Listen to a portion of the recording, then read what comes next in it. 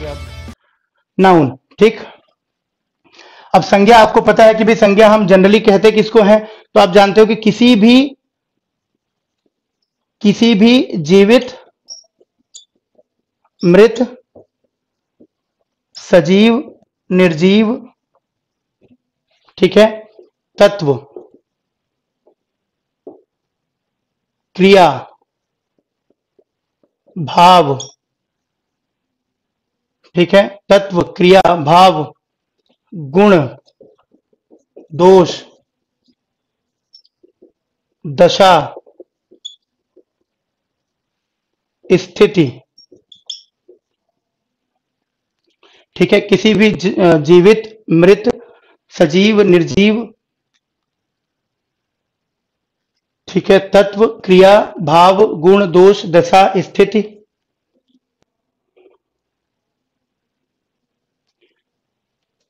या हम कहें यहां पे पेशा आदि के नाम को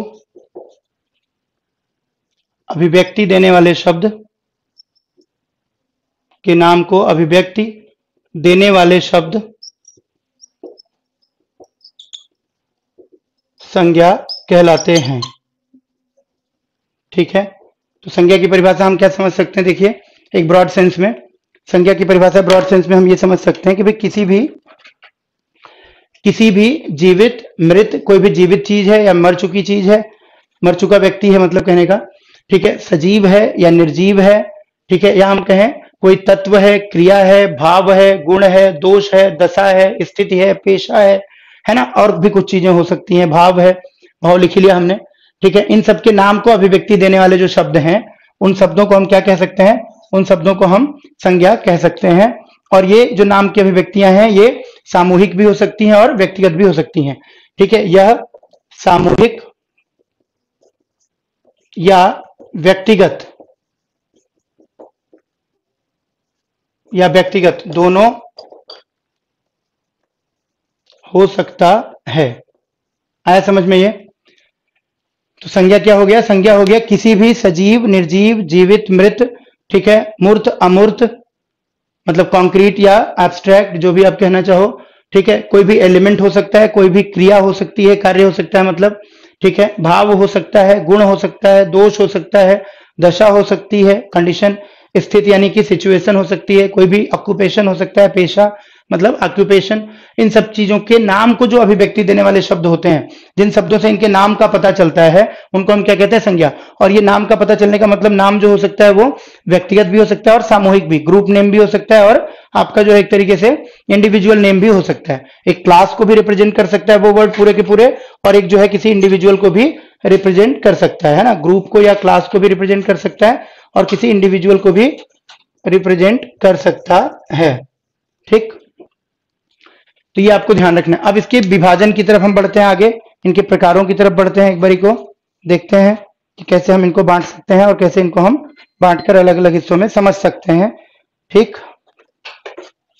आगे लाइट। तो इसको अब हम अलग अलग बांट के समझने की कोशिश करते हैं। चलिए, अगर आपने लिख लिया है तो अच्छी बात है। अब इसके विभाजन की तरफ बढ़ते हैं। विभाजन मुख्य रूप से देखिए संज्ञा का हिंदी में जो है वो 3 हिस्सों में होता है। एक हो जाएगा आपका व्यक्तिवाचक संज्ञा, जिसको आप प्रॉपर नाउन कहते हो, इंग्लिश के हिसाब से देखोगे तो व्यक्तिवाचक संज्ञा हो जाएगा।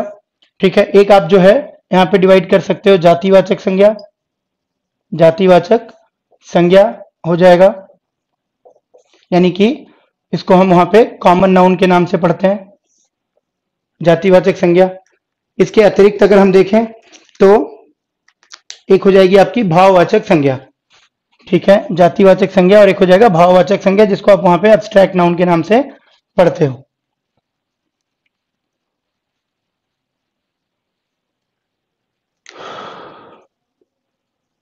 तो भाववाचक संज्ञा कह देंगे। तो संज्ञा के मुख्य रूप से कितने भेद हो जाएंगे, 3 भेद हो जाएंगे, व्यक्तिवाचक, जातिवाचक और भाववाचक। ठीक है, व्यक्तिवाचक संज्ञा, जातिवाचक संज्ञा में ही आप जो है जब पढ़ोगे कई पुस्तकों में, तो आपको क्या करेगा, इसको और 5 प्रकार बांटने के लिए क्या कर दिया जाता है कि जातिवाचक में ही या अलग से भी कई किताबों में लिख दिया जाता है इसको 2 हिस्सों में। और एक हो जाती है आपकी द्रव्यवाचक संज्ञा, जिसको मेटेरियलिस्टिक नाउन आप कहते हो। इंग्लिश के हिसाब से जब लिखा जाएगा तो 5 प्रकार लिख दिया जाता है, ठीक है। तो द्रव्यवाचक संज्ञा लिख दिया जाता है। अभी मैं इसको कराने ही वाला था आपको, बट आप लोग थोड़ा जजमेंटल ज्यादा हो तो आप लोग जज करते रहते हो, ठीक है। एक हो जाएगी आपकी द्रव्यवाचक संज्ञा और एक क्या हो जाएगी आपकी जातिवाचक संज्ञा के अंदर ही समूहवाचक संज्ञा, है ना। तो द्रव्यवाचक संज्ञा और समूहवाचक संज्ञा इसी के अंतर्गत हम लोग पढ़ सकते हैं। तो उससे आपका क्या हो जाएगा, जो प्रश्न है दिमाग में वो निकल जाएगा, वो भी सॉल्व हो जाएगा, ठीक है। तो द्रव्यवाचक और समूहवाचक संज्ञा भी आप पढ़ सकते हो। कई पुस्तकों में उसको अलग से गिनती करके लिखा जाता है, आप उसको अलग से भी लिख सकते हो, तो आप इसको समूहवाचक संज्ञा भी कह सकते हो, ठीक है।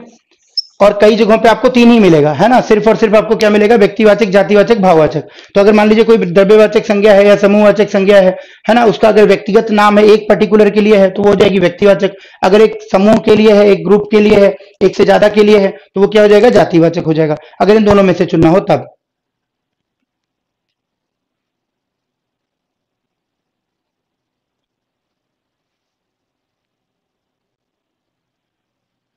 ठीक है। अब आइए बात करते हैं हम लोग एक एक करके। ये समझ आ गया आपको, जिसके पुष्पराज, ठीक है। जो 5 आपको मिलता है वो 5 क्या मिलता है, देखिए, व्यक्तिवाचक संज्ञा, जातिवाचक संज्ञा, भाववाचक संज्ञा और द्रव्यवाचक संज्ञा और समूहवाचक संज्ञा। ये भी मैं करा देता हूं आपको, ये भी कराऊंगा तो आपको समझ सब आ जाएगा। अब व्यक्तिवाचक संज्ञा में आते हैं, देखिए एक एक करके बात करते हैं। व्यक्तिवाचक संज्ञा के उदाहरण आप बताएं क्या होगा। व्यक्तिवाचक संज्ञा का मतलब क्या हो गया, किसी व्यक्ति, स्थान, वस्तु आदि,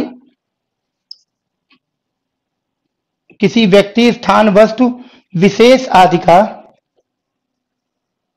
वस्तु विशेष आदि का या आदि के नाम का बोध कराने वाली संज्ञा। आदि के नाम का बोध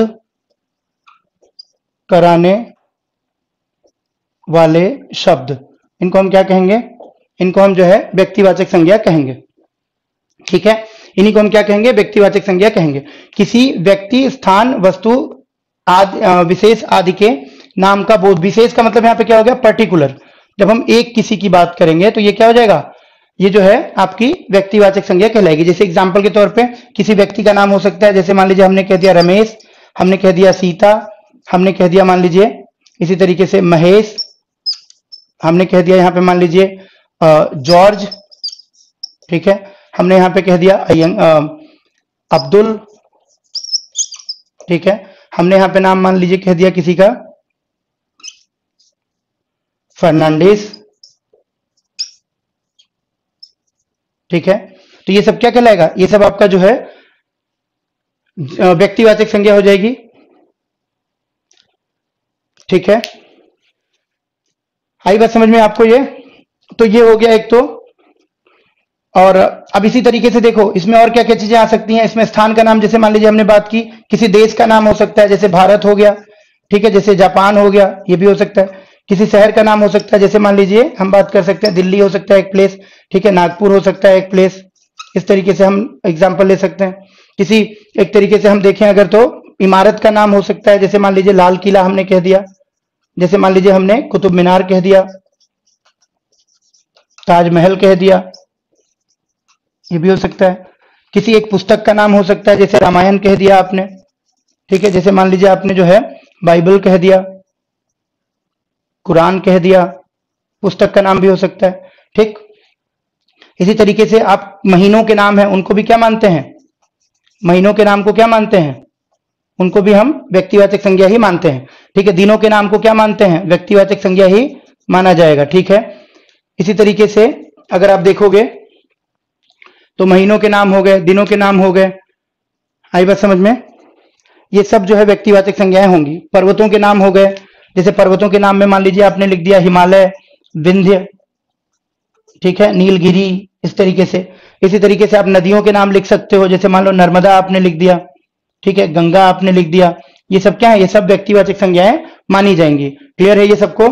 तो जितने भी नदियों के नाम है, महीनों के नाम है, दिनों के नाम है, सड़कों के नाम रख दिए जाते हैं, जैसे मान लीजिए एपीजे अब्दुल कलाम रोड रख दिया गया, ठीक है, जैसे पहले औरंगजेब रोड था उसको बदल दिया गया।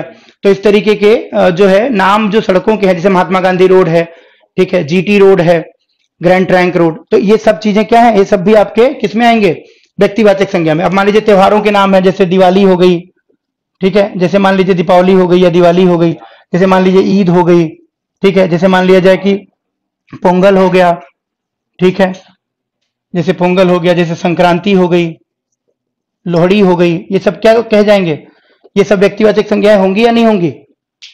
चलिए, ये सारे एग्जाम्पल आपने लिख लिए होंगे मेरे ख्याल से, और भी इस तरीके की चीजें इसमें आप जैसे देख सकते हो। त्योहारों उत्सवों के नाम मैंने बताई दिया आपको, दिशाओं के नाम हो सकते हैं, समुद्र के नाम हो सकते हैं, समाचार पत्रों के नाम हो सकते हैं, ठीक है, कुछ घटनाओं के नाम हो सकते हैं, ये सब जो है कहीं ना कहीं व्यक्तिवाचक संज्ञा के अंतर्गत आएंगे। अब हम आते हैं, देखिए, जातिवाचक संज्ञा के अंतर्गत, उसकी बात कर लेते हैं। जैसे महाद्वीपों के नाम है, जैसे एशिया महाद्वीप हो गया, ठीक है, जैसे महासागर के नाम हो गए, हिंद महासागर हो गया, प्रशांत महासागर हो गया, ये सब भी व्यक्तिवाचक संज्ञा ही माने जाएंगे, ठीक है। जैसे तिथि रेखाएं होती हैं, है ना, टाइम लाइंस होती हैं या डेट लाइंस होती हैं, अलग अलग कंट्रीज के बीच में जो बॉर्डर लाइंस होती हैं, ठीक है। चलिए, जातिवाचक संज्ञा की बात करते हैं।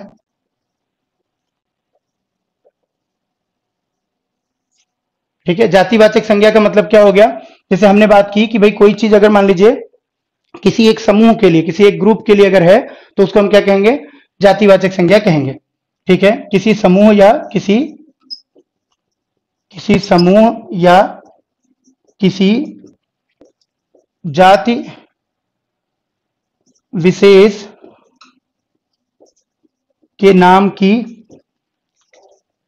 अभिव्यक्ति करने वाले शब्द, अभिव्यक्ति करने वाले शब्द किसमें आएंगे, सारे के सारे जातिवाचक संज्ञा शब्दों में आएंगे। क्लियर हुआ, सारे के सारे जातिवाचक संज्ञा शब्दों में आएंगे,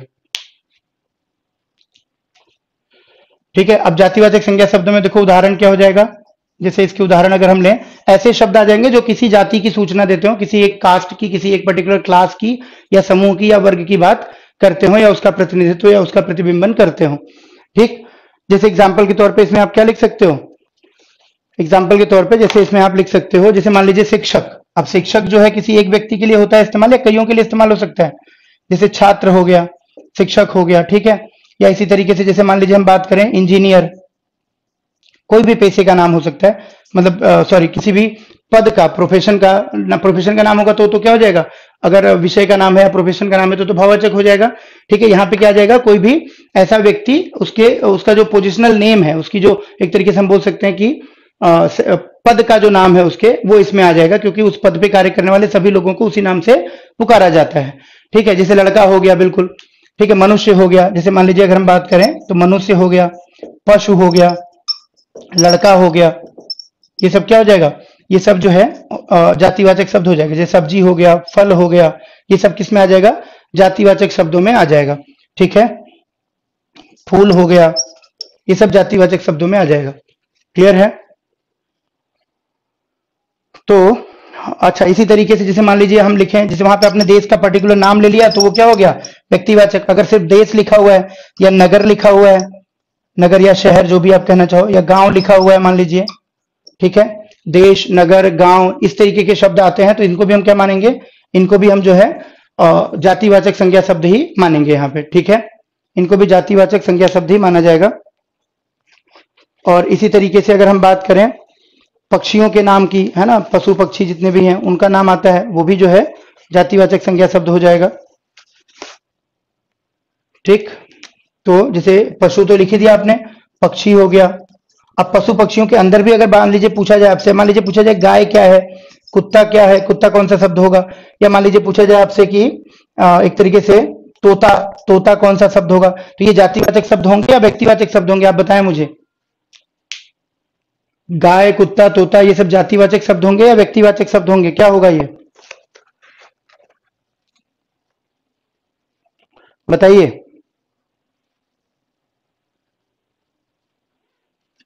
इनको क्या कहेंगे,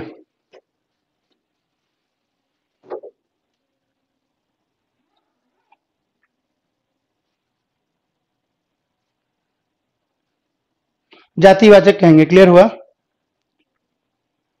जातिवाचक इनको हम कहेंगे, ठीक। गाय, कुत्ता, तोता सब जातिवाचक शब्दों में आएंगे।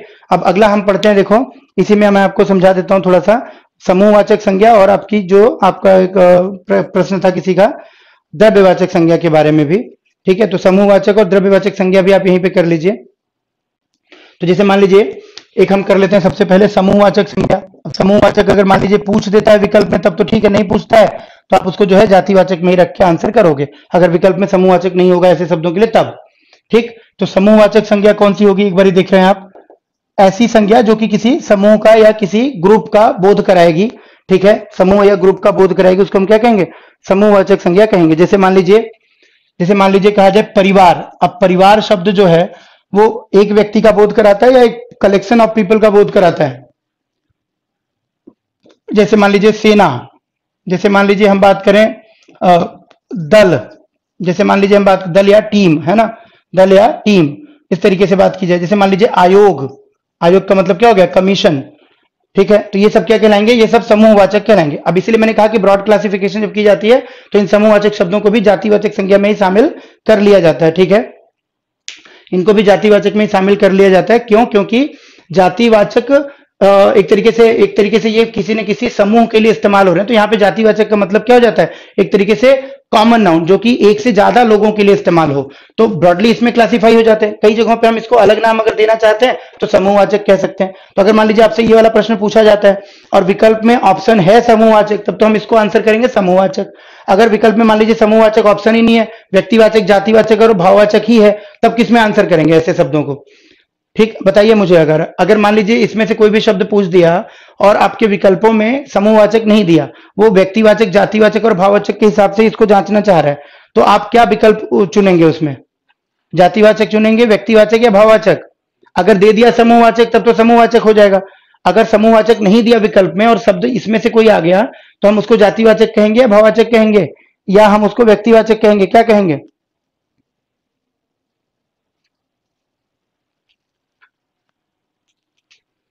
जातिवाचक कहेंगे, क्या कहेंगे। जैसे इसमें एक और हम लिख सकते हैं, जैसे गिरोह लिख सकते हैं। ठीक है, पशुओं के झुंड के लिए या वस्तुओं के लिए हम और इस्तेमाल कर सकते हैं चीजें, जैसे जैसे हम इसमें झुंड लिख सकते हैं। ठीक है, जैसे इसमें मान लीजिए हम गुच्छा लिख सकते हैं, चाबियों का गुच्छा जैसे होता है।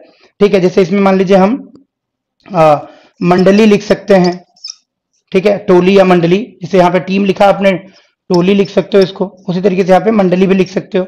ठीक है, गट्ठर लिख सकते हो आप, गट्ठर लकड़ियों के लिए इस्तेमाल होता है तो गट्ठर आ जाएगा। ठीक है, जातिवाचक में ही रखेंगे, अगर नहीं दिया है तब, अगर दिया है समूहवाचक तो हम उसमें समूहवाचक में रखेंगे। बिल्कुल ठीक है ये। ठीक है, और इसी तरीके से जैसे ऑर्केस्ट्रा, ऑर्केस्ट्रा क्या शब्द माना जाएगा, समूहवाचक माना जाएगा कि नहीं, ऑर्केस्ट्रा, ऑर्केस्ट्रा भी समूहवाचक ही माना जाएगा। ठीक, इसी तरीके से जातिवाचक का एक और उपभेद हम पढ़ सकते हैं, या कह लीजिए अलग से भी पढ़ सकते हो आप उसको, उसको क्या कहते हैं, द्रव्यवाचक। उसको हम क्या कहेंगे, द्रव्यवाचक संज्ञा कहेंगे।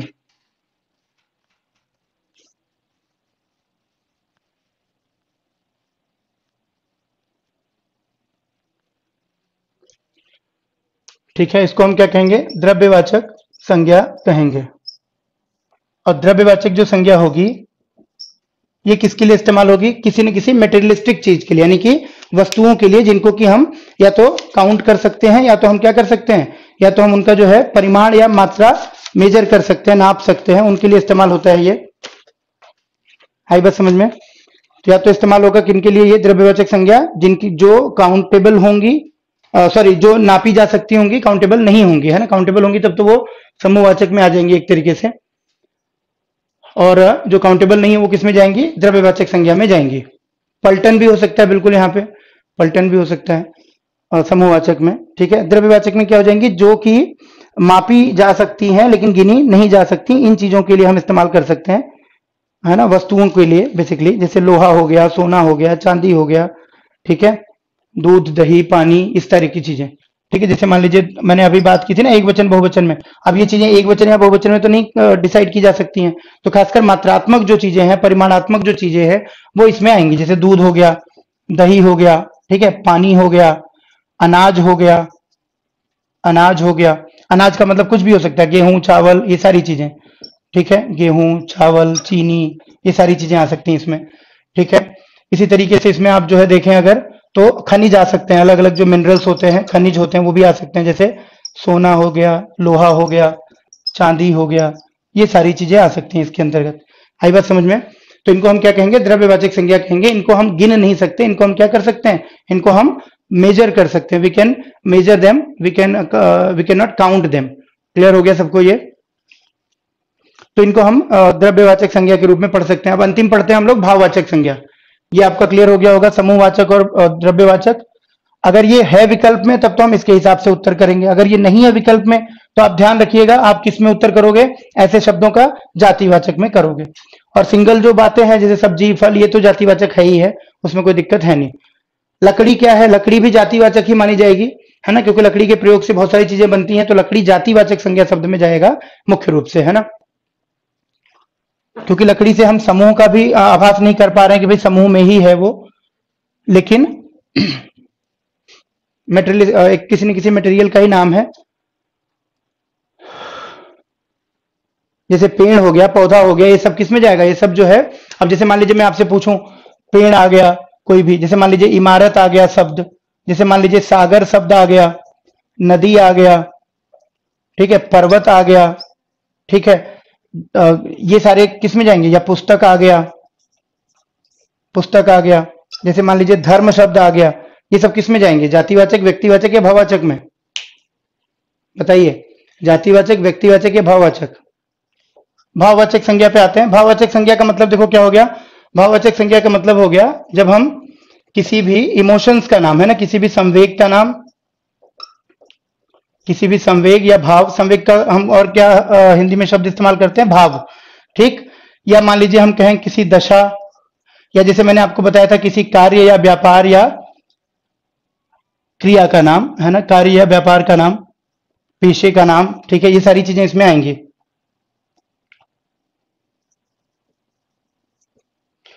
इसी तरीके से कोई भी स्थिति है उसका नाम आ सकता है, ठीक है, इसका नाम आ सकता है, किसी भी गुण का नाम आ सकता है, किसी भी गुण का नाम आ सकता है इसके अंतर्गत, ठीक है, किसी भी गुण का नाम आ सकता है, ठीक है। ये क्या हो जाएगा आपका? ये हो जाएगा भाववाचक संज्ञा की अगर हम बात करेंगे तो किसी भी संवेग का, दशा का, कार्य व्यापार या स्थिति आदि का नाम या गुणों आदि का नाम क्या कहलाएगी? भाववाचक संज्ञा कहलाएगी। जैसे एग्जाम्पल के तौर पे मान लीजिए हम लें, तो आप समझिए इसको, ठीक है। जैसे मान लीजिए अगर हम बात करें संवेग की, तो हो गया आपका जैसे क्रोध हो गया, ठीक है, जैसे ममता हो गई, ठीक है, जैसे ममता हो गई, क्रोध हो गया, दया हो गया, दया हो गई, ये सब क्या है? ये सब भाववाचक संज्ञाएं कही जाएंगी। इसी तरीके से अगर मान लीजिए हम इसमें देखें दशा की बात करें, तो जैसे हम कह सकते हैं गरीबी स्थिति या दशा को सूचित करती है, ठीक है, बेरोजगारी, बेरोजगारी ये क्या हो जाएगी? दशा को सूचित करने वाले शब्द हो जाएंगे। अमीरी, ये सब शब्द जो है किसी न किसी स्थिति या दशा को सूचित करते हैं, ठीक है। बीमारी, जैसे हम यहां पे लिख सकते हैं क्या? बीमारी, ये भी एक स्थिति या दशा को सूचित करता है, ठीक।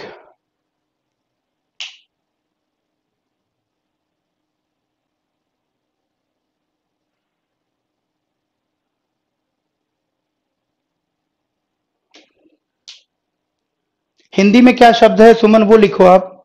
हिंदी में अगर आया तो हिंदी में लिखो, अगर इंग्लिश में आया तो फिर ठीक है। मतलब इसमें थोड़ा सा ये है कि ईमानदार अगर आप पूछते हो, देखो तो ईमानदार तो आपका विशेषण है, ईमानदारी है तो वो भाववाचक संज्ञा है ना, विशेषण से बनी हुई भाववाचक संज्ञा। लाचारी भी हो जाएगी, ईमानदारी भी हो जाएगी, ये सारी चीजें है ना। ईमानदारी हो गया, जैसे मान लीजिए सच्चाई हो गया, ये सब क्या है? भाववाचक संज्ञा शब्द माने जाएंगे, जो किससे बन रहे हैं? किसी न किसी विशेषण से बनने वाले शब्द हो गए, ठीक है। जैसे मोटापा, ठीक है, जैसे मोटापा हो गया, जैसे लड़कपन हो गया, अब ये जातिवाचक संज्ञा से बनने वाले शब्द हो गए। तो इस तरीके के बहुत सारे शब्द बन सकते हैं। बुढ़ापा हो गया, ठीक है, जैसे मनुष्यता हो गया, ये सब क्या कहलाएंगे? ये सब जो है जातिवाचक संज्ञा शब्द कहलाएंगे। जैसे अव्यय से बनने वाले जातिवाचक भाववाचक संज्ञा शब्द होंगे, जैसे समीपता, समीप से बना हुआ है, ठीक है, दूरी, दूर से बना हुआ है, ठीक है, ये सब क्या हो जाएंगे? निकटता या समीपता। ईमानदारी भाववाचक संज्ञा होगा फिर तो, बिल्कुल मैंने बताया ईमानदारी क्या हो जाएगा? भाववाचक संज्ञा हो जाएगा, ठीक है। निकटता हो जाएगा आपका, ये सारे क्या हो जाएंगे, ये सारे आपके भाववाचक संज्ञा के उदाहरण होंगे। एक ओवरऑल अगर हम देखें, बुराई भी हो जाएगा, बुरा से बना हुआ।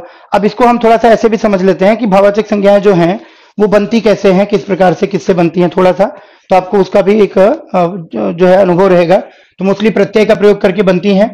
कुछ एग्जाम्पल ले लेते हैं ताकि आपको वो क्लियर रहे कि भाववाचक संज्ञाओं का निर्माण कैसे हो रहा है। ठीक, तो देखो भाववाचक संज्ञाओं का जो निर्माण हो रहा है वो कैसे हो रहा है अगर हम देखें तो भाववाचक संज्ञाएं जो है आपकी मुख्य रूप से जो बनती हैं वो बनती हैं, कुछ तो मूल रूप में होती हैं, यौगिक रूढ़ रूप में, जैसे कि भावों के नाम हो गए। ठीक है, कुछ जो है बनती हैं किससे, जातिवाचक संज्ञा शब्दों से। तो देखो जातिवाचक संज्ञा शब्दों से बनने वाली भाववाचक संज्ञाएं अगर हम देखें, जातिवाचक संज्ञा से बनने वाली भाववाचक संज्ञाएं अगर हम देखें तो इसमें से हम क्या देख सकते हैं, जैसे मान लो मनुष्य है, अब मनुष्य से जातिवाचक संज्ञा है, मनुष्य क्या है, जातिवाचक संज्ञा है। इसी तरीके से शत्रु जातिवाचक संज्ञा है। इसी तरीके से पुरुष जातिवाचक संज्ञा है। इसी तरीके से स्त्री क्या है, जातिवाचक संज्ञा है। इसी तरीके से अगर हम बात करें, ठीक है, तो हम कह सकते हैं कि मान लीजिए पशु क्या है, जातिवाचक संज्ञा है। इनसे बनने वाली भाववाचक संज्ञाएं क्या होंगी, आप जल्दी से बताएं। या जैसे लड़का है, जैसे लड़का क्या है, जातिवाचक संज्ञा शब्द है, बच्चा या लड़का, इन सबसे बनने वाली भाववाचक संज्ञाएं क्या होंगी, बताइए आप लोग। इन शब्दों से बनने वाली जातिवाचक संज्ञाएं क्या होंगी, भाववाचक संज्ञाएं क्या होंगी, ऐसे जातिवाचक संज्ञा शब्दों से बनने वाली।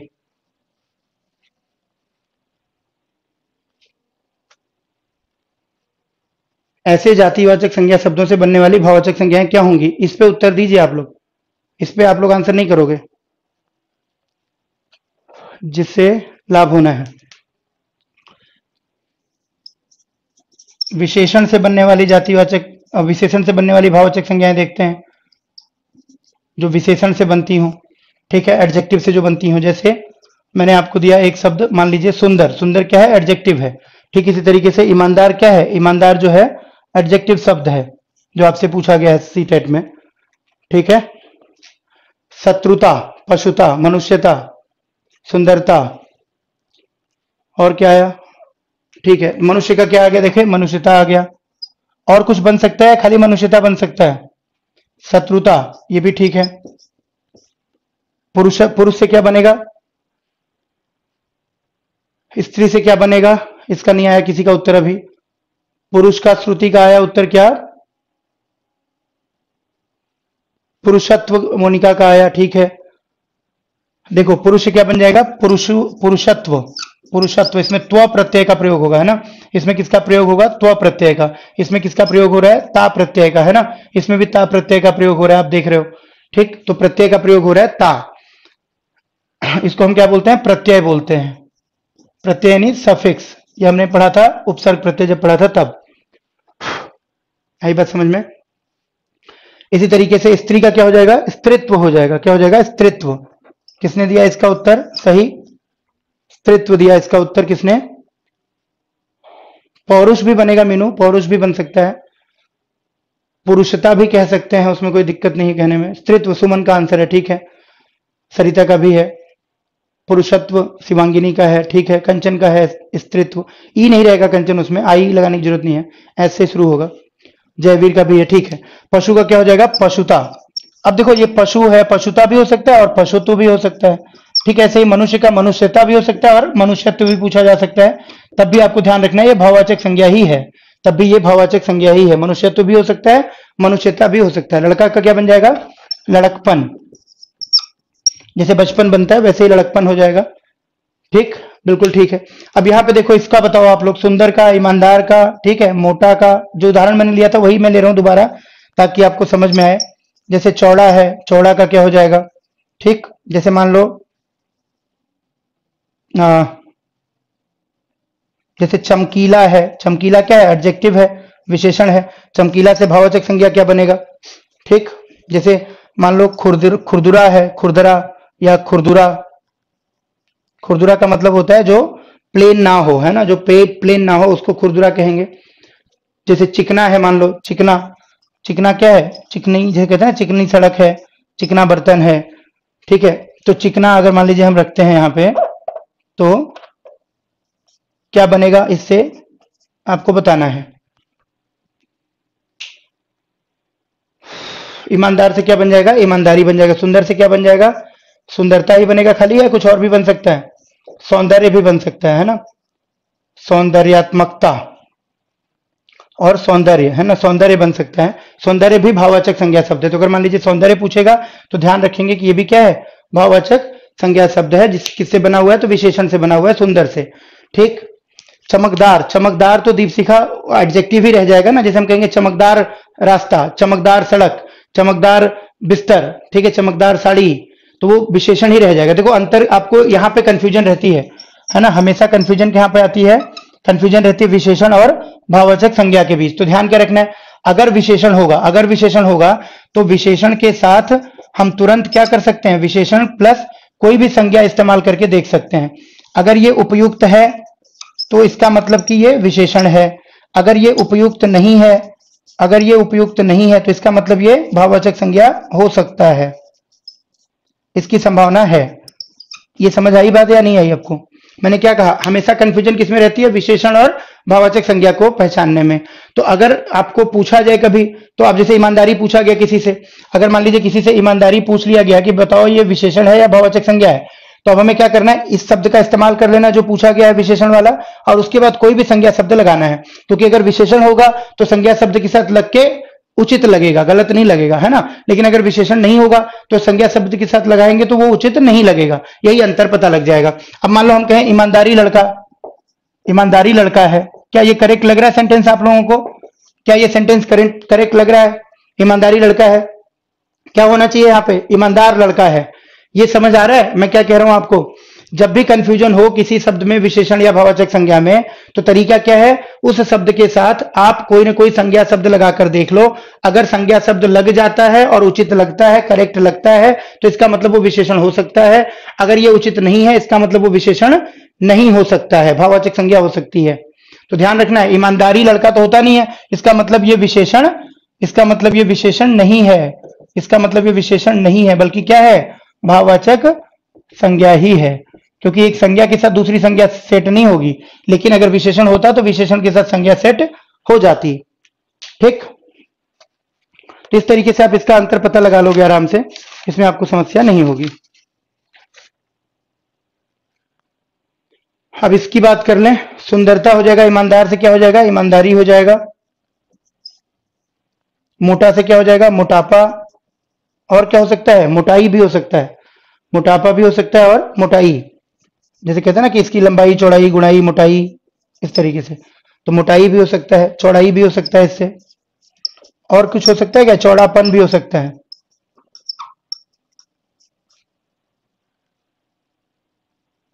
चमकीला, चमकीला से क्या हो जाएगा, चमकीलापन, पन प्रत्यय का प्रयोग करके बनता है ये। ठीक। खुरदुरापन, चमकीलापन, ये सारी चीजें, खुरदुरापन बन जाएगा ये। ठीक है। चिकना का क्या हो जाएगा, चिकनाहट, ये आहट जोड़ के बन जाएगा भाववाचक संज्ञा, चिकनाहट। ठीक है। तो ये सारी क्या हो जाएंगी, भाववाचक संज्ञाएं बन जाएंगी, किससे, विशेषण से। ऐसे और भी बन सकते हैं बहुत सारे। अमनप्रीत, बताएं अमनप्रीत क्या कहना चाह रहे हैं आप, क्या कहना चाह रही हैं आप, मे बी। अब देखिए, अब हम जो है कुछ और देखते हैं, जैसे क्रिया से बनने वाले भाववाचक संज्ञाएं देख लेते हैं, ताकि आपको ये भी समझ रहे। क्रिया से बनने वाली भाववाचक संज्ञा, तो क्रिया से बनने वाली भाववाचक संज्ञाएं कौन सी हैं, क्रिया से बनने वाले,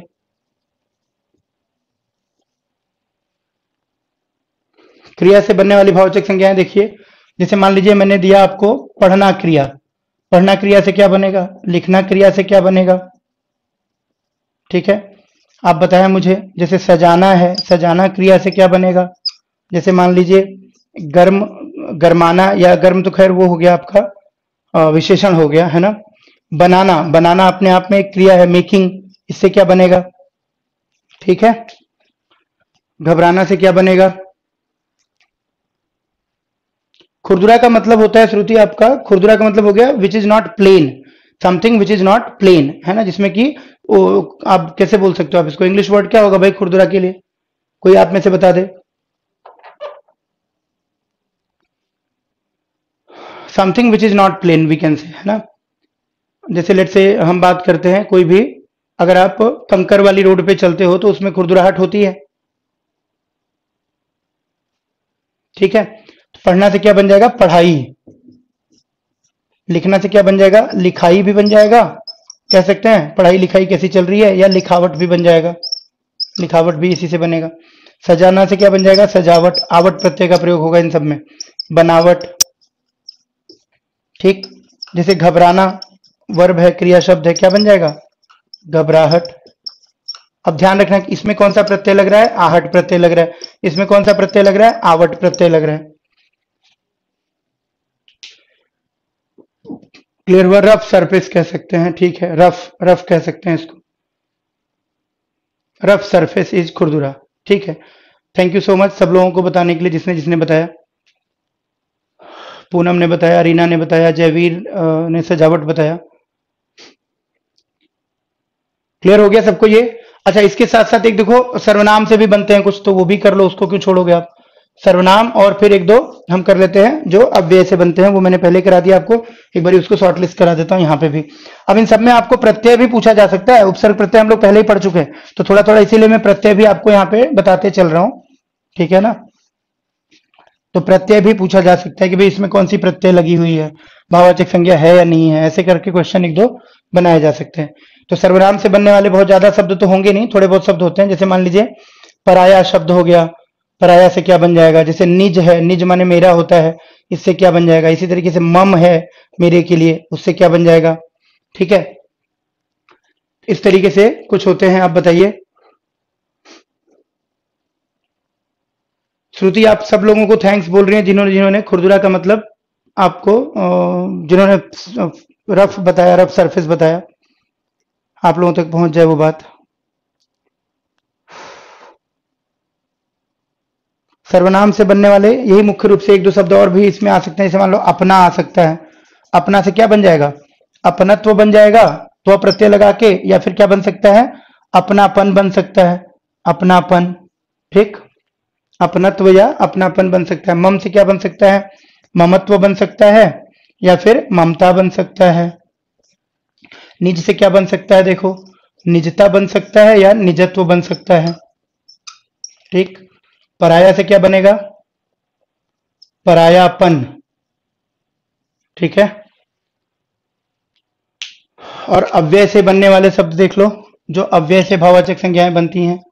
अव्यय यानी अविकारी, अविकारी वो शब्द होते हैं जो कभी भी बदलते नहीं है संज्ञा या सर्वनाम या वचन के बदलाव की वजह से। ऐसे शब्द जो कभी नहीं बदलते, चाहे संज्ञा सॉरी चाहे कारक, चाहे लिंग, चाहे वचन भले बदल जाए, बट वो शब्द नहीं बदलते हैं, उनको हम क्या कहते हैं, उनको हम अव्यय कहते हैं। तो अव्यय से बदलने वाले शब्द कौन से होंगे, देखो समीप होगा, जैसे मान लीजिए समीप हो गया, या जैसे मान लीजिए हम कहें दूर हो गया, ठीक। तो समीप से क्या बताया मैंने आपको, समीपता हो जाएगा, निकटता हो जाएगा, निकट से इसी तरीके से, निकट से क्या हो जाएगा, निकटता। ये क्रिया विशेषण है, बेसिकली क्रिया विशेषण से बनने वाले हैं।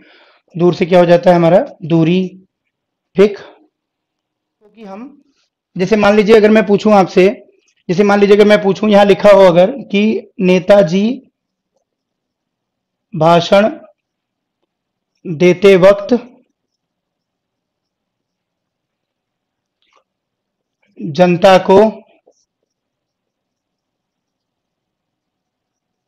अपने साथ जोड़ लेते थे, ठीक। एक वाक्य मैंने यहां पे लिखा, मान लीजिए। अब यहां पे आपसे पूछा जाए कि ये नेताजी जो है वो कौन सी संज्ञा है। मान लीजिए अगर ये इस तरीके से पूछ दिया जाए कि यहाँ पे ये जो नेताजी शब्द आया, ये व्यक्तिवाचक संज्ञा है या जातिवाचक संज्ञा है, ठीक, या समूहवाचक संज्ञा है, या मान लीजिए पूछा जाए भाववाचक संज्ञा है, क्या उत्तर होना चाहिए आप लोगों का।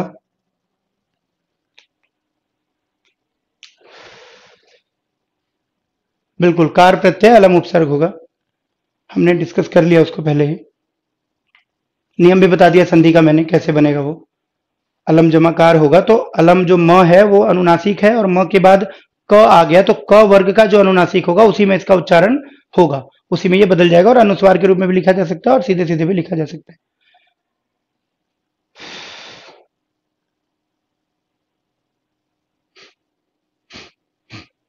श्वेता बता रही है व्यक्तिवाचक, बाकी लोग क्या बता रहे हैं इसके बारे में? नेताजी भाषण देते वक्त जनता को अपने साथ जोड़ लेते थे, क्या होगा ये? व्यक्तिवाचक ही होगा, सब लोग बता रहे हैं, बिल्कुल ठीक है, ये व्यक्तिवाचक ही होगा। क्यों व्यक्तिवाचक होगा? क्योंकि यहाँ पे नेताजी है भले जातिवाचक संज्ञा शब्द, लेकिन ये एक व्यक्ति के लिए इस्तेमाल हो रहा है, सुभाष चंद्र बोस के लिए इस्तेमाल हो रहा है। ठीक है, तो कुछ जो है ऐसे संज्ञा शब्द हैं जो जातिवाचक दिखते हैं लेकिन इस्तेमाल किसके लिए होते हैं? एक के लिए। जैसे इसी तरीके से मान लीजिए गांधी आ जाता है कहीं पे, ठीक है, तो गांधी जी जब जब आएगा वहां वहां हम ध्यान रखेंगे व्यक्तिवाचक के रूप में आ रहा है। ठीक इसी तरीके से जैसे मान लीजिए प्रसाद, अब कई बार लिखा मिलेगा कि प्रसाद के नाटकों में, जैसे मान लीजिए प्रसाद के नाटक ऐतिहासिक परिदृश्य पर आधारित हैं, मान लीजिए ये आ गया, प्रसाद के नाटक ऐतिहासिक परिदृश्य पर आधारित हैं। तो अब ये जो है सेंटेंस, इसमें प्रसाद क्या हो जाएगा? व्यक्तिवाचक हो जाएगा, जातिवाचक होते हुए भी। ठीक, जातिवाचक होते हुए भी क्या हो जाएगा? व्यक्तिवाचक हो जाएगा। जैसे नेहरू हो गया, हमेशा आता है कि भाई नेहरू जी बच्चों के साथ अत्यधिक लगाव रखते थे, तो यहाँ पे भी ये क्या है? व्यक्तिवाचक है। ठीक, तो जातिवाचक होते हुए भी क्या हो जाएगा? ये व्यक्तिवाचक हो जाएगा। ठीक, कुछ ऐसे शब्द होंगे देखो जो होंगे क्या? वो होंगे व्यक्तिवाचक, लेकिन इस्तेमाल किसमें होने लग जाएंगे? जातिवाचक में। जैसे रावण है, अब मान लीजिए कहा जाए कि आज हर व्यक्ति में राम व रावण दोनों हैं। अब यहां पे ये दोनों शब्द किस रूप में हुए हैं इस्तेमाल? व्यक्तिवाचक में, या मान लीजिए जातिवाचक में, या मान लिया जाए इसको हम लोग किसी अन्य में। आप उत्तर इसी दो में से बताएं मुझे। यहां पे जो राम और रावण शब्द इस्तेमाल हुए, ये किसमें इस्तेमाल हुए? कह सकते हैं रीना हम लोग, बट बहुब्रीहि समास है वो, तो वहां पे हमेशा यौगिक शब्दों की बात होगी। यहाँ पे जरूरी नहीं है कि यौगिक शब्द हो, नेता कोई यौगिक शब्द तो है नहीं, तो इसलिए हम दोनों को एक नहीं मानेंगे, अंतर रखेंगे। समझने के लिए आप लिंकेज बना सकते हो दोनों के बीच में। जैसे नेताजी मुलायम सिंह के लिए भी प्रयोग किया जाता है, तो वहां पे भी उस सेंस में भी अगर आएगा तो भी वो व्यक्तिवाचक ही कहलाएगा, है ना, जातिवाचक तो कहलाएगा नहीं।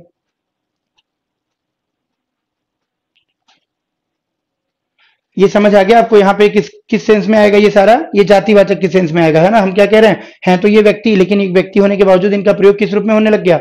जाति के रूप में होने लग गया, एक ग्रुप के रूप में, एक समूह के रूप में होने लग गया। हम कई बार कहते हैं कि भाई मेरा बेटा तो राम है, लोग कहते हैं ना कि भाई मेरा बेटा तो सीधा सीधा राम है, ठीक है, तू तो रावण निकल गया, ऐसे कहते हैं। लोग कहते हैं कि भाई तुम तो पूरे चाणक्य हो, तुम तो पूरे चाणक्य हो, और भीम आ गए। जैसे मान लीजिए भीम हो गया, चाणक्य हो गया, ये सारे शब्द। विभीषण जैसे बहुत प्रयोग में आता है, जैसे लोग कहते हैं ना तुम तो मेरे घर के विभीषण हो, जाके सारी बात बता के आ जाते हो अपने चाचा को, अपने ताऊ को, है ना। तो विभीषण हो गया, या चाणक्य हो गया, या भीम हो गया, ये सारे शब्द किस रूप में प्रयोग होते हैं आजकल? ये सब आजकल प्रयोग होने लग गए हैं किसमें?